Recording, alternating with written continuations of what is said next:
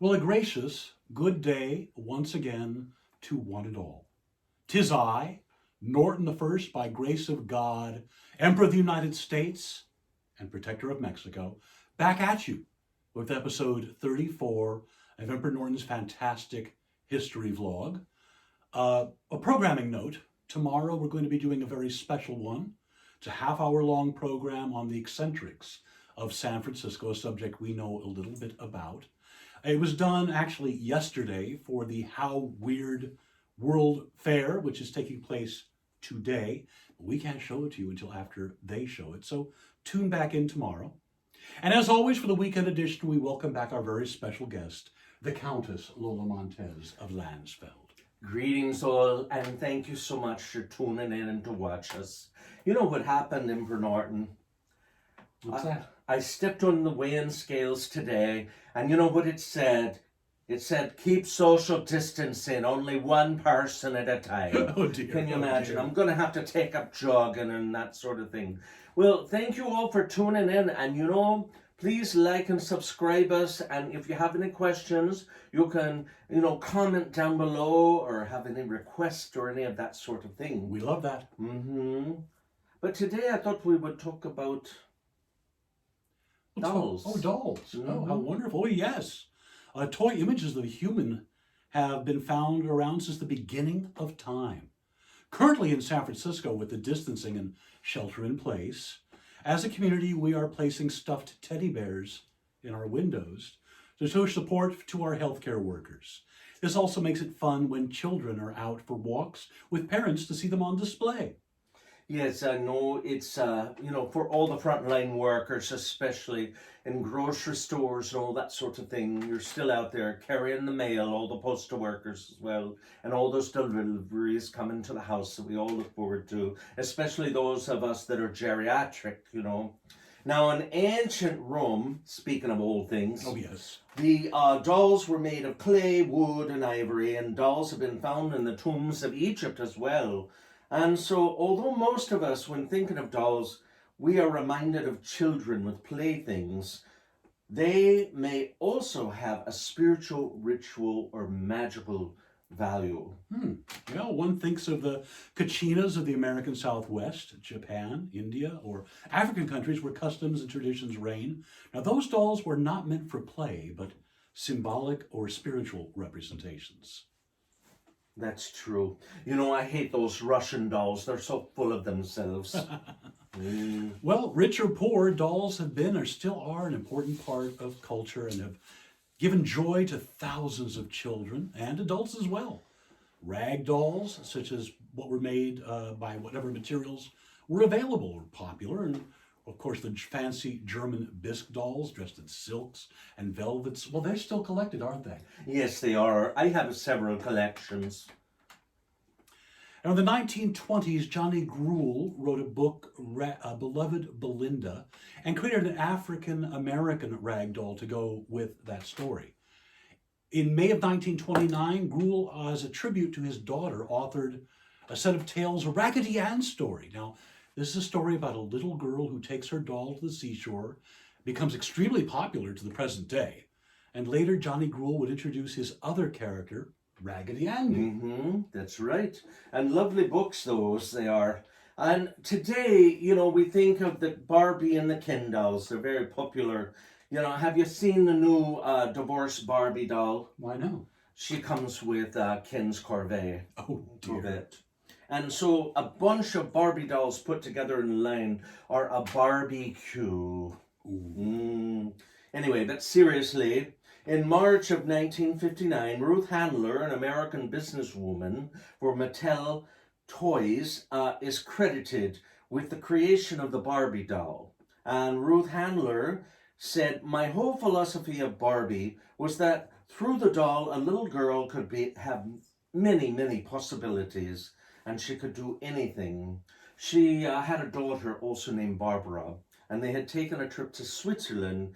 And the Mattel Barbie is based on the earlier German doll Bild Lily. Did you know that, Emperor? No, I did not. And these Bild Lily dolls were popular gifts for men in tobacco stores and given at bachelor parties. They were not for children at the time. Oh, dear. And so what she did, Ruth Handler took that idea and made something for the children to play with. Well, whether voodoo dolls or popular commercial dolls, dolls have remained an art that tells stories and histories of our families and our communities. It's true. And I had a letter that came in. This is Flossie. And it was sent to me by Mrs. Alice Bard of Topeka, Kansas, who was an admirer. And this doll had belonged to her cousin Irene Henson. Now, Irene made all the clothes that Flossie is wearing, and we can tell a great deal by some of these old dolls. This one's from 1897.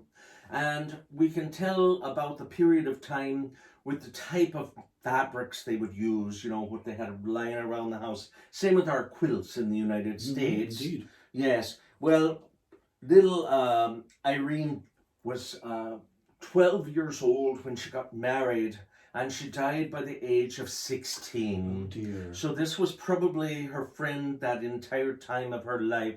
She died of the flu epidemic that was going around, which very much reminds us of what's happening now around us. Indeed. But, you know, through the good and the bad, they never gave up hope. And our ancestors went through a great deal of good and bad times.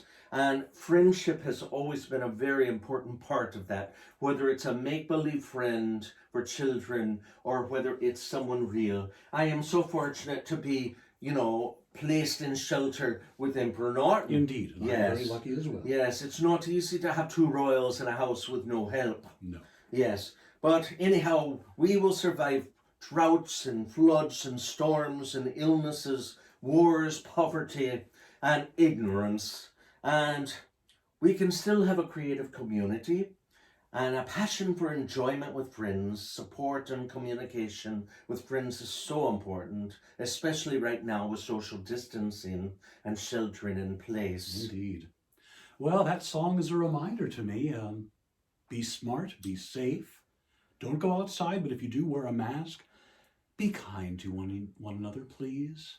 And Countess, I believe you are going to grace us with a song once again. Yes, I have a song especially for all of our friends out there.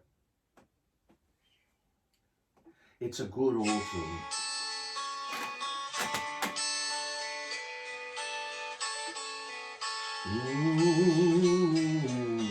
When you're down and troubled and need a loving hand, and nothing, oh, nothing is going right. Close your eyes and think of me, and soon I will be there to brighten up even your darkest night. You just call out my name, and you know wherever I am, I'll come running, oh yes I will, to see you again. Don't you know that winter, spring, summer, or fall, all you've got to do is call, and I'll be there, yes I will, wearing a mask. You've got a friend, you've got a friend. Ooh, let this remind you, if the sky above you should turn dark and full of clouds, and that old north wind should begin to blow, just keep your head together and call my name out loud, and soon I'll be knocking at your front door. I'll be bringing a mask too. You just call out my name, and you know wherever I'm at, I'll come running. Oh yes, I will, to see you again. Oh, don't you know that I will? Well, winter, spring, summer, or fall, all you've got to do is call, and I'll be there. Yes, I will. Hey, ain't it good to know that you've got a friend when people can be so cold? They'll hurt you and desert you. They'll take your soul if you let them. But don't you let them. Oh, sing it with me. Call out my name, and you know wherever I am, I'll come running. Yes, I will. To see you again, to see you again. Oh, don't you know now, winter, spring, summer, or fall, All you got to do is call, and I'll be there. Yes, I will. you got a friend, don't you know? You got a friend. Oh, yeah. You got a friend. You got a friend. Oh yes, and the emperor and the countess. You got a friend. And what would we do without our friends? So thank you for tuning in. Until we see you again, be good.